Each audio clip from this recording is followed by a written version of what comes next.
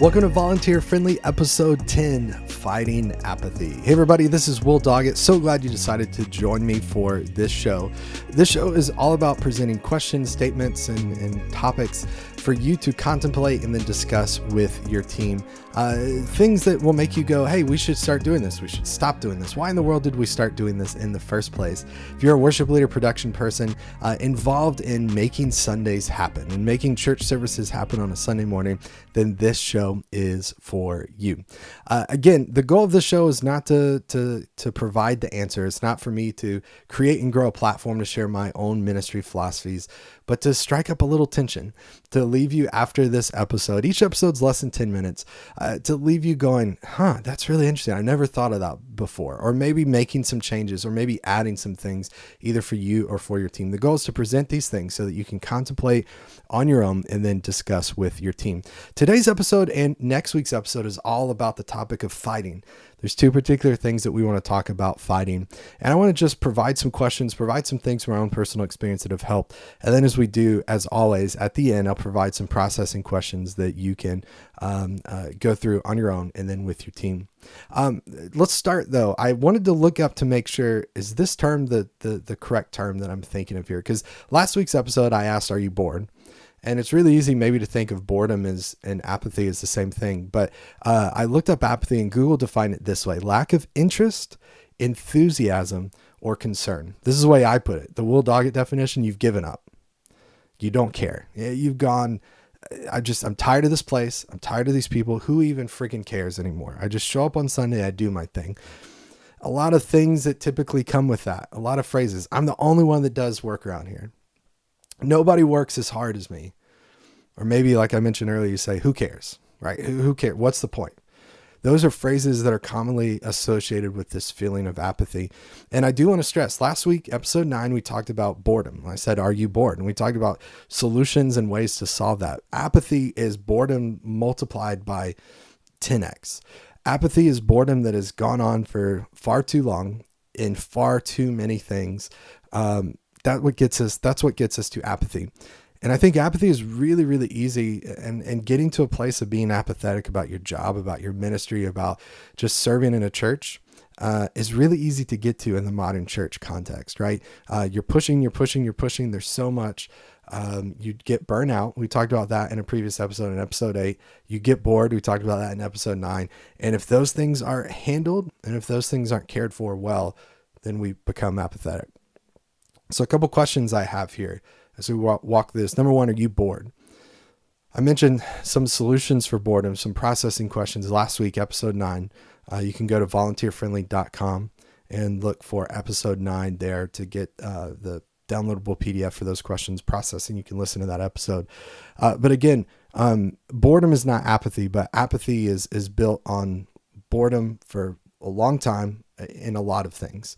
So find things that you can that can challenge you. Again, we talked about in last week's episode. Boredom is a choice. It's not because of your circumstances. It's not a result of your circumstances. It's a choice you are making. And so ask yourself, are you bored? If you are, then you're on the road to apathy. If you're not already there. Number 2, are you angry? That's a tough one because I think apathy is a mixture of boredom. I think it's a mixture of anger.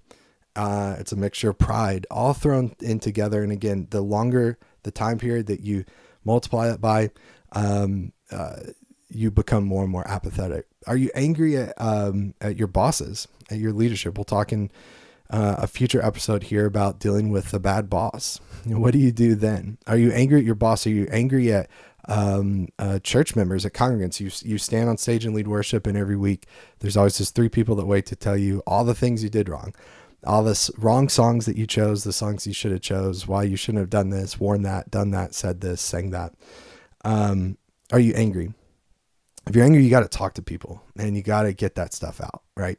You need to make sure that you talk to your leadership and say, man, I just don't love that this is happening now. I'm super frustrated right now. You've got to talk about those things. You can't hold those things in. Or if you do, again, they multiply. Add a little bit of time into the equation and it turns into apathy. The other question I have is, do you feel underappreciated. Again, I mentioned earlier, one of those things that I typically hear, and again, kind of being honest here, something that I hear myself say often is, man, I'm the only one that does work around here. Nobody works as hard as I do. That all comes from feeling underappreciated. I think that's all tied into some sense of insecurity that we have, but it comes from feeling underappreciated. Maybe you feel like you're being asked to do too much, and you feel like you don't see that reciprocated. You don't see other people working as hard as you do. And it's very rare that I think that's actually the case. Now, there are situations and there are cases where leadership is unhealthy, where there isn't the accountability and not everyone is held to the same standard. And you, being a person of integrity, you're busting your butt to make things happen, and you're working hard and trying to do good work, and other people aren't. And that's maybe a situation where you got to go, is it time for me to leave my church? Episode 6, check that out. We talked about it. Maybe this is a situation where I need to leave my church and move on. But I don't think that's it. I think in most cases, we need to have conversations. I think in most cases, we need to say, there's something missing here that I don't feel like I'm getting. And a lot of that is us, and it's our insecurity. But some of that may be our environment and our leadership, but we got to talk to people. We can't hold that stuff in. We've got to get that out. Here's 3 things. I think you need rest. We talked about that previously in talking about taking a Sabbath, being burned out in episode 8. You need to rest. You need a challenge. We talked about that in episode 9 and being bored. You've got to find something that's going to challenge you. You can't look and expect this job you have to challenge you. But then again, you can also look at the job you have and go, how can I change the way I approach it, the things I do to be a challenge? And then again, I think I know you have to communicate hurts, pains, irritations, frustrations. You cannot hold those in. You may feel like you're at a place where you can't do that. And if you can't do that, then you need to leave. That's not a place you need to stay at, but it's most likely not the environment. It's not the place. It's you. It's us. It's the things we do. It's the way we feel. We need to do the work to communicate those hurts, those pains, those irritations. Okay. So let's get to our processing questions to end this week. We do this every single episode. We end with 3 questions, processing questions. And the goal of these is for you to be able to contemplate on your own, and then to discuss that with your team. And your team could be your team of volunteers. Your worship leader, do this before rehearsal one day that you can discuss together. Maybe your production lead, you're a tech leader, a director of production, whatever your title is. And you want to go through this with your team, or maybe it's working through it together as a staff team. But take the time to do this individually and then process as a team and discuss as a team. To make that easier for you, you can go to volunteerfriendly.com. This week's episode is episode 10.